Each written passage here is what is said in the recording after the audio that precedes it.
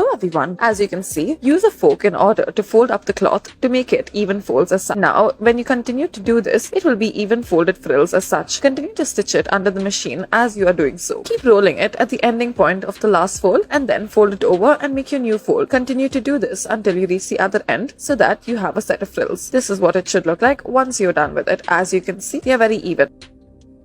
Now, taking this material, begin to stitch through it as such. We move from one end to the other. Now, use this folded piece of cloth, add another piece of cloth right on top of it, and now fold it over. Make a small stitch on it, and then put the elastic, and then make sure you stitch it through. As you can see, we have folded it over, and now we are stitching it once again. Once you're done with this, cut off the excess bits of this cloth, and you will be left with this little bag-like shape. Now, insert it through it as such. Put it through the stitching machine, and then this will prevent the cloth from raising above.